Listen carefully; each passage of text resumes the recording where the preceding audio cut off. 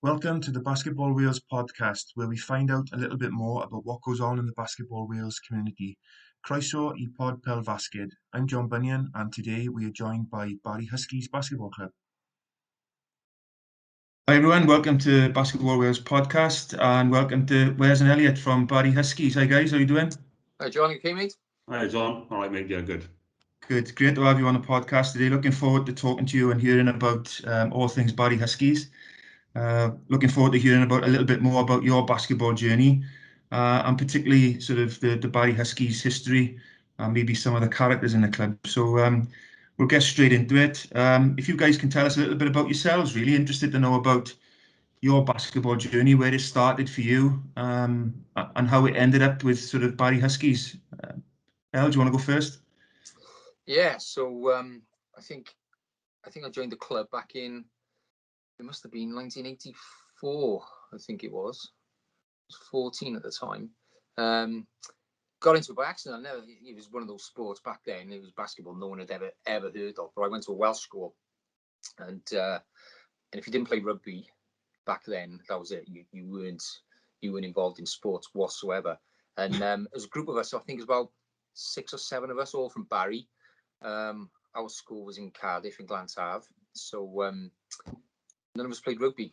So I remember we were there one really horrible rainy October sports lesson, and we basically just sat in the change rooms and said we don't want to go out. And the PE teacher was like, "Yeah, fine, don't worry about it."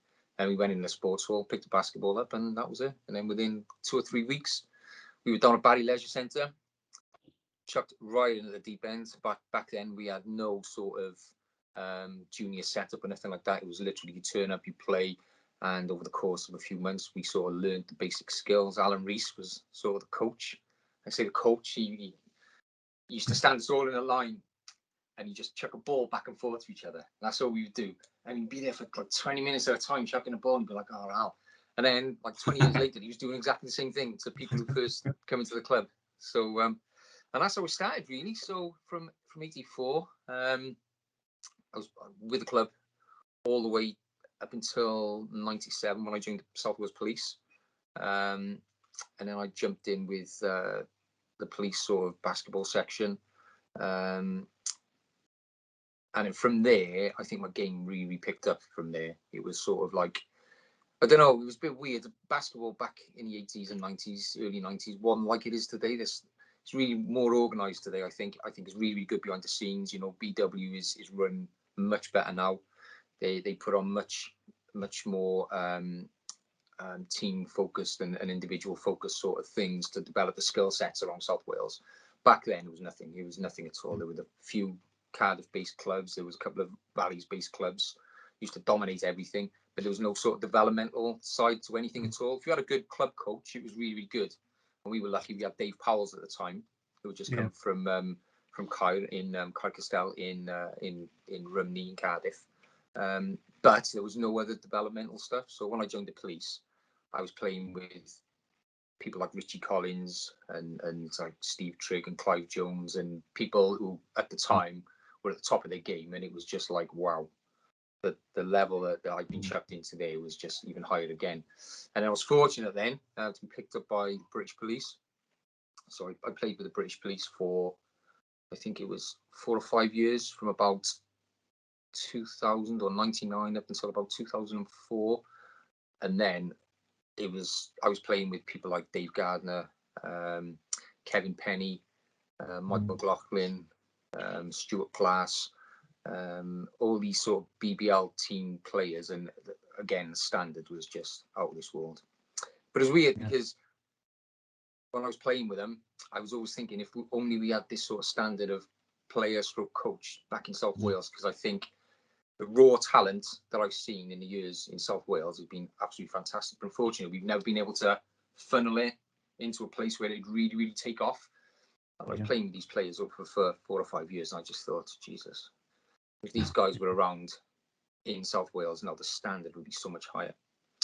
And then pretty much played on and off with Barry, started coaching probably in about 2005, on and off. Player coach sort of thing. Didn't really work player coaching. I wouldn't recommend anyone do that. Mhm. It's a pain in the ass. And then took over running of the club in 2016 when Alan Rees decided to call it a day. So now I coach the team now.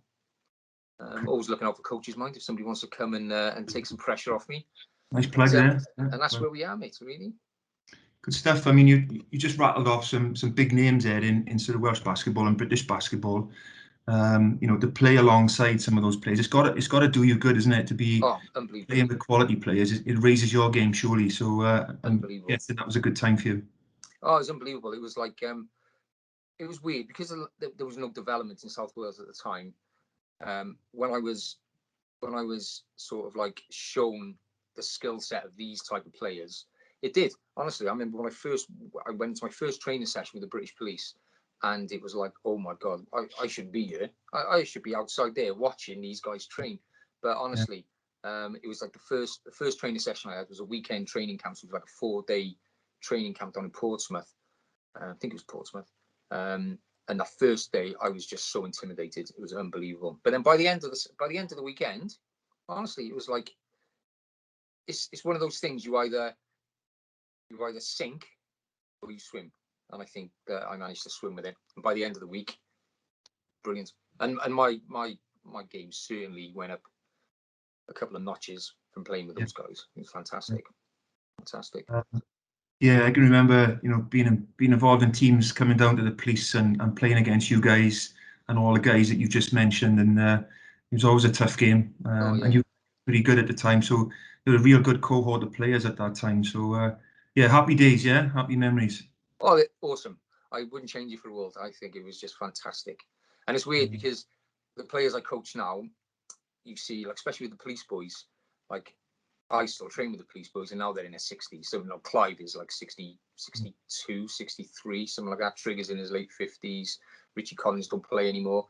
And these names, it's like anything, isn't it? It's like a different generation. You speak to the boys in the club now, and they're like, who? Who are these people? Even those BBL players I just mentioned, they're like, well, never heard of them. Whereas, it's like, John, you're the same. It's like, to you, they're still at the top of the tree. And you can still remember them in their prime and remember how good they were. So yeah, that definitely sticks with you. Yeah, well, Clive Triggy still played for. I think we played against them about 2 seasons ago, and they still stick an elbow in your chops like they used to before. Oh yeah, like they should be. Yeah. Oh, thanks, Al. That's really interesting. What about you, Wes? What's your story looking like? Well, for me, I started playing basketball when I was 12 years old. Picked up a basketball, much like Elliott just said, in school. Didn't want to be outside, didn't want to be playing rugby, didn't want to be playing football. And my first real taste of sort of playing a game was sort of students against teachers. So we would play in the gym, and pretty much the whole school would be in there and watching. So obviously, I'm already sort of playing in front of like 100 people at the age of like 11 and 12. People my age screaming for us to beat the teachers and stuff. So at that point, I felt a real buzz for the game and stuff. And I had friends around me that also my age as well, and a little bit younger, a little bit older, who also loved basketball. And it was relatively new as well, for us, because you didn't really see a lot of basketball our age when, back in like the early 90s. Okay, Jordan was around and Bird and things, but it's not like it is now. So we would play down Pontypridd basketball courts in the park, on the weekends, and I always remember I ended up in Barry because I used to catch the bus home on a Saturday, and Chris Gibbons used to be driving the bus. So obviously I'd be getting on with all my baggy gear and I have my basketball and my boots. And Chris was like, "Oh, you play basketball, do you?" And I was like, "Yeah." And he was like, "Well, And then obviously we got talking, and Chris and his brother Ian put on a little 3-on-3 tournament down the park, and there was a lot of teams that entered, and it was really good fun. And he kind of coaxed me into coming down to Barry then. So I think it was like 1996 when I first came down, and it was such an eye opener for me because I'd never really played at a level before I got there. And obviously I'm sat on the bench, and I've got Chris, Ian, and I think even Mark was there at the time. Elliott was there, Obi, Red, and I'm probably forgetting some people, but like it was so good for me just to see those guys on the court and see how they carry themselves, and teaching me the little sort of tricks of the trades, and I found out how to pull people's hairs when I stood next to them on the free throw line, and little dirty tricks that Chris Gibbons would like to do to me later on, when I started playing for other teams. So I spent a good few years, 2 or 3 years with Barry, and I really enjoyed it. And then I took like a year or two out. Then I don't really know why. I can't really remember. We're going back years and years.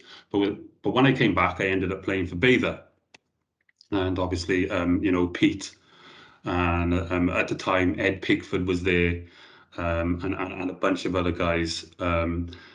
And I learned quite a lot from them as well. And then they moved off and set up Cougars. And then obviously then, there was a group of us that were behind Ed and all the rest of those players. So then when they left, we were kind of brought to the forefront, and we were then the new sort of, starting 5, 6, 7. And I had a good couple of years at Bather, and I really got on with those guys. And then I kind of floated in and out of going to play for different teams. I played for Llunapia, and I played with Tony Berry, and players like that. And then I just kind of thought, I met up with a couple of guys from Cardiff, Nick Williams and Lloyd Davis and Omar, and a bunch of those players, and we all decided that we wanted to start something ourselves. So we started Kings Basketball, and we were around for a good. Oh, and Timmy Cowan, he's a character. He is. But we were around for like 5, 6 seasons, and we had some really good games, and it was fun, and we were playing with your friends, and then obviously as time goes by and you get older, you have kids, and people sort of kind of go their separate ways and things, and basically about 4 years ago, I ended up messaging Elliott. They just beat us in the final fours. I was player coaching, like Elliott said. Don't ever play a coach, it never works. I was player coaching on a team called the Salamanders, and we had a really good team, and I think there was only one game in it, but by the end of the season, we met each other in the finals, and Elliott's team beat us, and there wasn't really the appetite for me to go back and carry on player coaching. So I messaged Elliott, and he was happy enough for me to come down, and then and I'm still there now, and I had really 3 or 4 really good years with Barry, and I really appreciated him letting me back in, because obviously I always felt to myself that's where I started, so that's where I should end. And yeah, I played with some really good players over the years, and there's some great youngsters in Barry as well, and I'm still learning every day, and even though the game has slowed down for me because I'm old, I still love to play it, and I learn a lot from those players, and I'm still learning a lot from Elliott. So yeah, that's pretty much my story in a nutshell. Good. An interesting one, Wes. I didn't realise you'd been around so many different clubs and played with some of the players you have. But for me, I think basketball is one of those games and one of those sports. It's quite a small community, isn't it? So It is. everyone knows each other. Yeah. And I know you have that rivalry. I remember being a kid and playing for Cummer Youth Club against Ton and Getley, and we'd have some humdingers. But Yeah. those guys are some of the guys I got fondest memories of, and if I see them now, I love spending time with them and talking about basketball. So it sounds like you guys are in the same place, yeah? Yeah, 100%. Definitely. Yeah, brilliant. So just Elliott, just going back to the history of the club, I think it goes back to the sort of late 1960s. I think, is that right? So was it Alan Rees who started the club then? Well, I'm not sure it was Alan Rees who started the club, but he was instrumental in being one of the first sort of players, but much like I think Wes always described how the Salamanders were set up, just a group of players who decided, no, not the Salamanders, sorry, the Kings, just like a group of players getting together wanting to play basketball. Yeah. But Alan, I got so much time for that guy. He's just an absolute legend as far as I'm concerned. 1968, they started playing in where we play now. We play in like a school gym at the Colquitt Leisure Centre. It's actually a smaller sort of building, which is used as a boxing gym now, which is basically, as you come into our car park, it's just this tiny little building. But that was the original Colquitt Sports Centre, which is where they started playing. It's one of those school gyms which is literally like 10 foot long, with those climbing things all over the shop. Yeah. So that's where they started. I think on our Facebook page we've actually got, and it's on our Instagram as well, we've got a couple of photos from back in the 60s that Alan gave me a few years ago. But yeah, he was the guy who started it. He was the guy who welcomed me into the club in '84. So he was with us all the way up till '84. He ran the club all the way until 2016 when I took over the running of the club. But he's still involved now. He still comes up and does he does the table for us. Can't get him to take the table equipment home, mind. I still got to get that stuff back. But yeah, guy, I just got so much time for him. And of course, he's done other things as well in basketball. I think he was secretary of the Basketball Association for a period in the 80s and 90s. I know he was on the board for the old Coast League. And I think, well, I'm not too sure, but he may have had some involvement on the board of the Valleys League as well. Yeah. But yeah, he's a proper servant for Welsh basketball, Alan. Yeah, I'm glad that you've talked about him fondly there, because I can remember him going back many years, and it's really important to recognise people like Alan for the hard work that he did. Certainly not just within Barry Huskies, but within South Wales and Wales basketball. So yeah, absolutely. Hopefully Alan will be listening to this, and he can take the plaudits. I'll probably have to record it, because I think he's a bit of a technophobe, so I have to sort of record it for him. Guys, just really quickly, wanted to touch on, you both mentioned the challenges of player coaching. You both of you have had a little flavour of it. What are the challenges? What's the difficulties for you, and maybe what are the nice things as well? Wes, what about you? You want to kick us off on that one? Yeah, minute management was a problem for me. That's always a problem. Yeah, so I mean, I had 10 guys,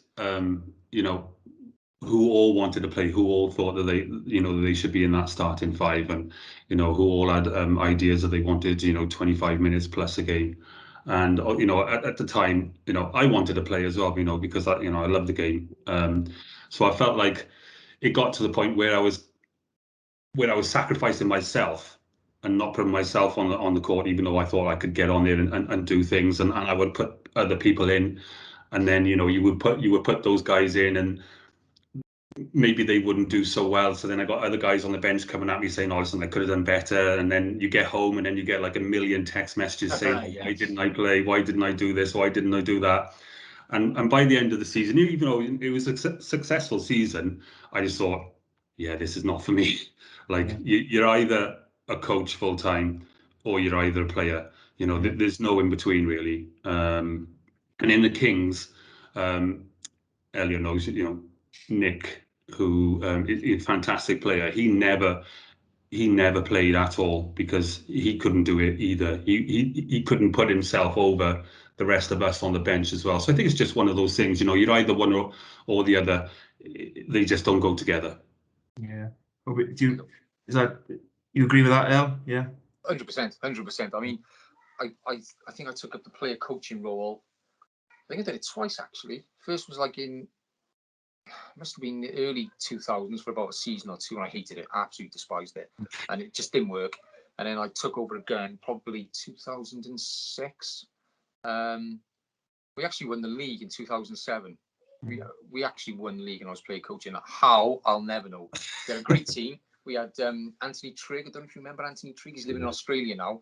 Big lanky guy, skinny. He just honestly, he walked in one day. He just walked into the gym and said, "Oh, can I play basketball?" And we looked at him in a training session down at Barry Leisure Centre, and he's this big, massive kid, this lanky kid. And as soon as he said, "Can I play?" he said, "Oh, have you ever touched the ball before?" He said, "No." We looked at the size and he was like, "Right, don't care, get in." It don't matter. It don't matter. And then within a year, he developed so much that we'd actually won the league. But it was really, really difficult. Much the same as Wes, trying to manage minutes. When you're a coach and you're just a dedicated coach, it's easy. It's really, really easy, because especially like I'm in a fortunate position now of having a good group of players under me. And I think they all know what their roles are. We have one or two issues with some players, when they expect to play 38 or 40 minutes every game, and when you drag them off, not having a good game, they check their teddies down and stuff. But when you're a player coach, it's really, really difficult. And if you're like me, who gets so tunnel focus on the court, and I will apologise to every single ref who's ever refed me. I'm not really like that when I'm off the court, but on the court, totally different person. And I think as a player coach, certainly with my type of personality, when I'm on the floor, I can't see the bigger picture. And I know that when I was doing that, we lost games we should have won because of my tunnel focus. You get that red mist and all that sort of stuff. And you just don't see clearly. Whereas now, it's a game plan. Training sessions are more planned. I think they're much better now because I got the time to do it. And then game days, then there's literally a game plan. And it's very rarely that I come away from those game plans now, because I think you're more relaxed when you've taken a step back and you're not in the midst of it all. But yeah, player coaching. Hard work. Okay, thanks for that, guys. Yeah, brilliant. Over the years, guys, you've been a successful club on various fronts. League, Cup, Terry Price, Final Fours, etc. What are the highlights for you over the years? If you could pick a moment that sort of stuck in your mind over the years, what would it be? I'll give you a couple of seconds to think about that, maybe. But yeah, lots of different things. You've had teams in Div 1, Div 2. You've been in Terry Price playoffs, Final Fours, etc. Any thoughts on that one? For me, it's more of a recent thing for me. Probably 2 years. I mean, because we've been in lockdown now, I forget the years, but I think it was 2018, 2019. And it was just a fantastic year for us. I was playing Div 2, one playing Div 1.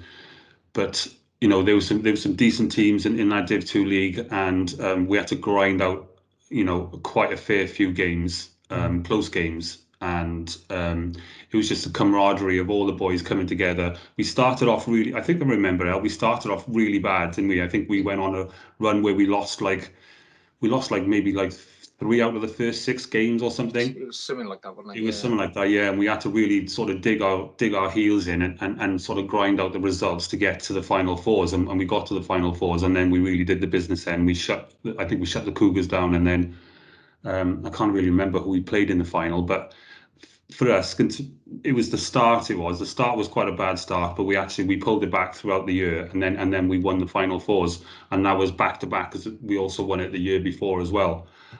So yeah, I mean, for me that was good, and also the year after, it was similar sort of thing. Even though we were shut down before we got to the Final Fours, we went through some bad results, but we pulled it back then, and we were there, and we were going to get to the Final Fours again for the 4th straight year in a row.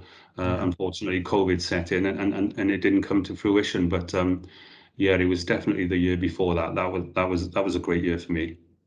I think sometimes you've got to go through that adversity, haven't you? And you have to, feel what it feels like to lose, to be able to go and then get that success, isn't it? So what turned it around? Was it promising? And we lost on a buzzer beater as well against the Cobras. Oh, I remember that. And that was that year, and that really knocked the stuffing out of us as well, and it affected us for a couple of games after that. But yeah, we clawed it back. That Cougars, not Cougars, that Cobras buzzer beater. Do you remember it? We were up by 2, I think it was, or we were up by 1. And Macaulay Eccles got fouled, and he went to the free throw line, made his first one, and it must have been about 3 seconds left in the 4th quarter. So he made the first one to put us up by 2, and then I called to him, I said, Macaulay, missed the free throw, because I didn't want him to score and then call a timeout and go down the other end of the court. I just wanted him to miss them, get the rebound, that's it, the game would be finished. They didn't have enough time. So he gets the ball and he just looks at me and he goes, what? I said, miss the free throw. And he just looked at me and he just literally chest passed the ball out of bounds.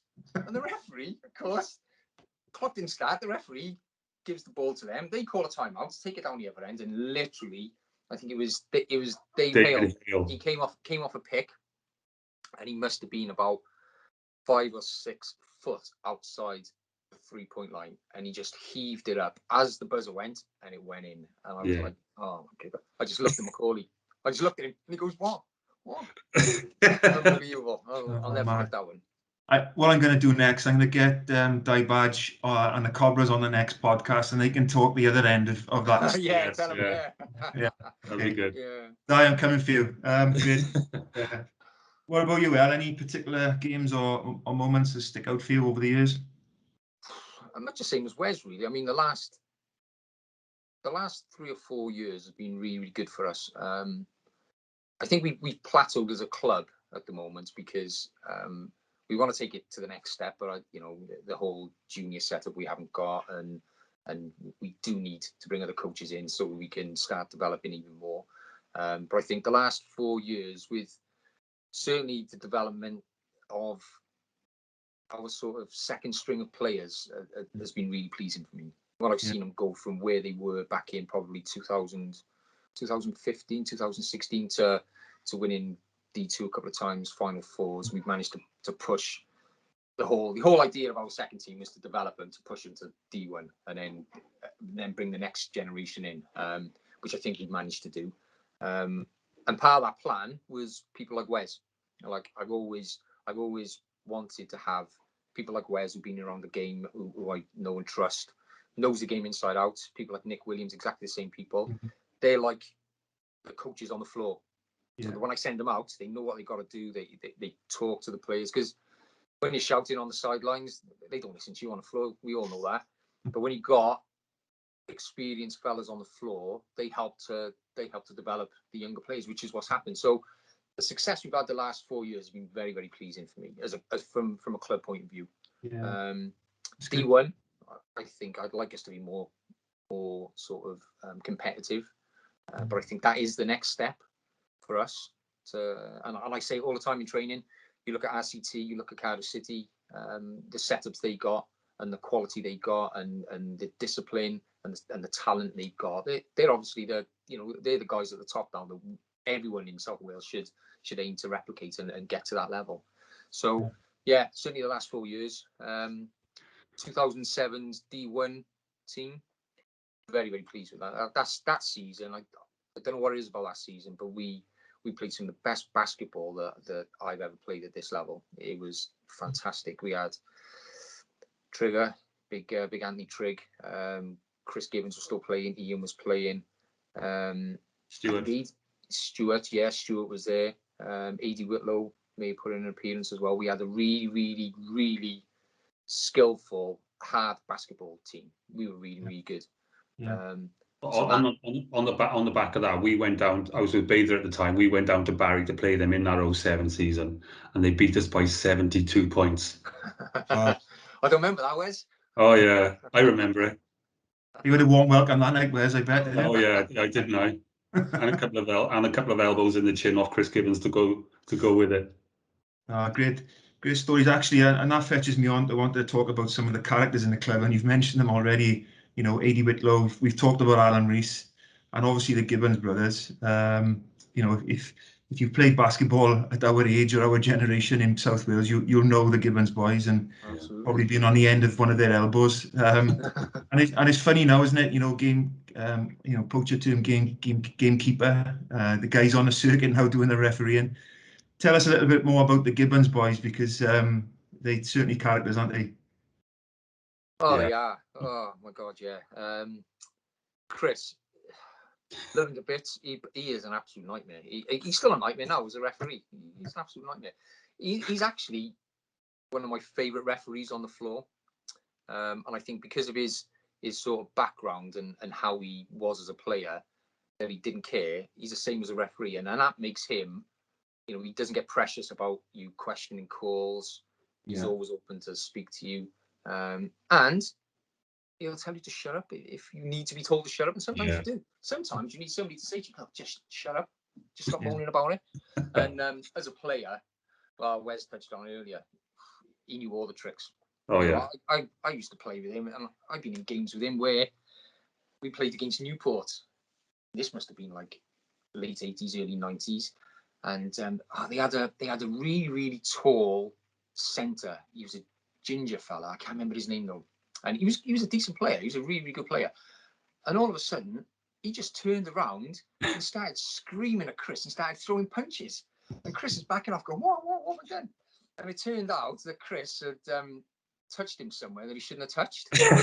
he just exploded on the court. But this was like a regular occurrence. It'd be back in the day, every single game, Chris would do something. And you'd be like that.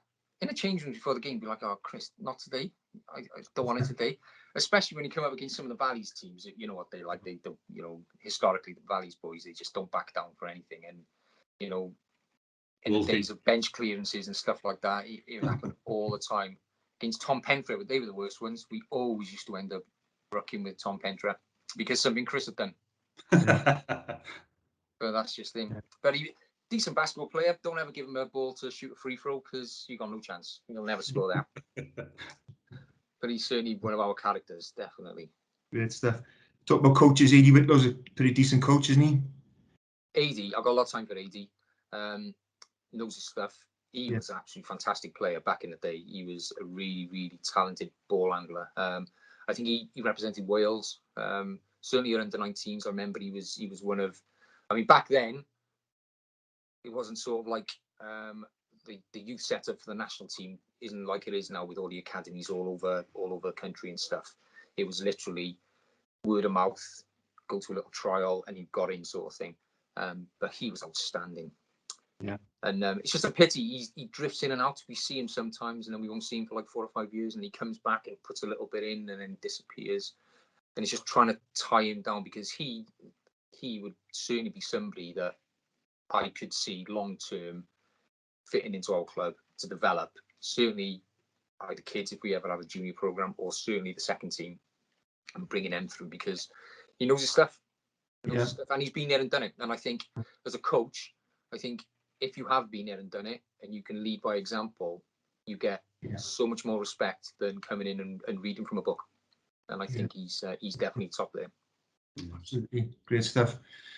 Guys, just coming towards the end now, I'm just trying to think about just sort of wrapping things up. But what's the future hold for Barry Huskies now? What's obviously coming out of COVID and getting back to normal? Put that aside for a minute. We hope that we'll get back to normal sometime soon. But I think you've probably touched on a few of these bits and pieces. But what's the plan for the future? Obviously, you talked about development. Making your Div 1 team competitive. For the top end. Developing your Div 2 players. So you've got a nice mixture, haven't you, of sort of older, experienced players, younger players. Yeah. You've got a model there, haven't you? But what's the bigger plan for you guys in terms of the future? I think the first thing, we need to keep people like Wes involved. I mean, I think I've had the conversation with Wes at the end of the season for the last 3 years. 3 years, yeah. And he's like, I might not be back next year, but he keeps coming back. But there's going to be a time where Wes decides to hang up his boots. That's going to happen. But it's, for me, how I see the club progressing is people like Wes coming in, people like Nick Williams, if he was still here, that type of experienced basketball player who knows the game is, they're like gold dust at the moment. We seem to have in Wales, we seem to leak these players when they finish playing, they just move on to do something else. So for me, that's certainly the first thing, is keeping people like Wes involved, growing our coaching sort of staff.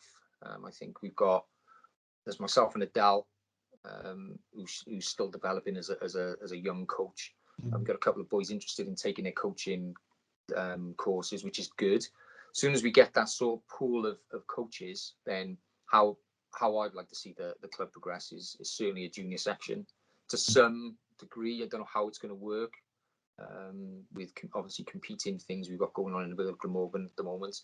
I'd like to see a ladies team. That's something me and Adele have talked about a hell of a lot. I'd like to see a ladies team, and maybe even branch off into wheelchair stuff.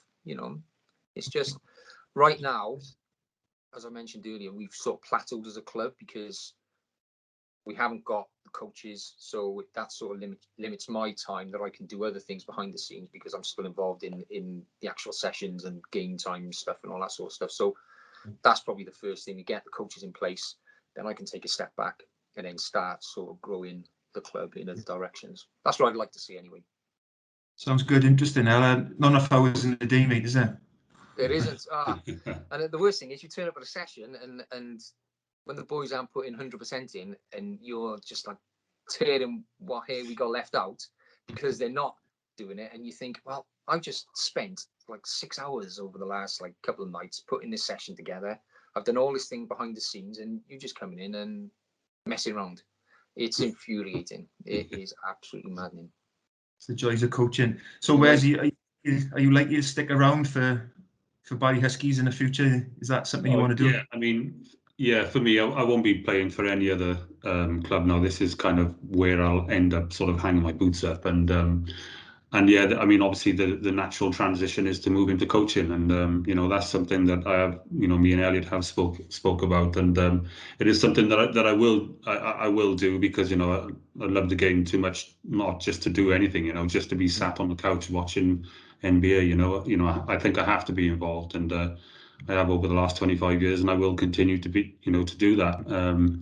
I don't think the end's too far off for me. I mean, I rolled my ankle walking down the street a month ago, you know, so I think, you know, the signs are there, but I just can't give it up just yet. Yeah, that's definitely my plan. Okay, brilliant stuff. I think the game in Wales needs guys like you. We need people to sort of run clubs and do all the stuff behind the scenes and keep it going. So, you know, thank you for what you do, guys. You do a great job. Great club with a great, you know, tradition and history. Yeah, and I think obviously, Wes, you're not as old as me and El, but obviously there's that thing now about the sort of Welsh Masters coming up. So I know El's still capable, very capable of playing. So get your name on that list, El, and let's get involved in that tournament. Yeah.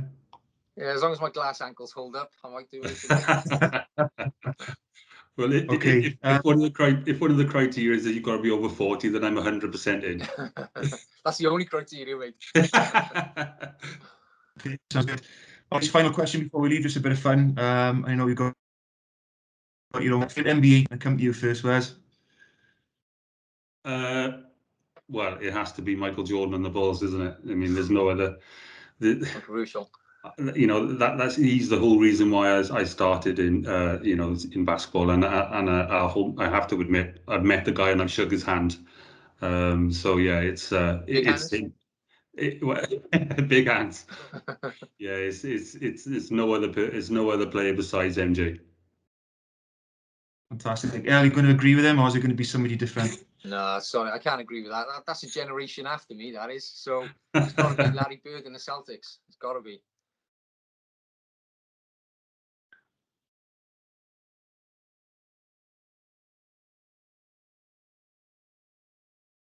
Okay. Tipping out the signal here. Can you hear me, guys? Yeah.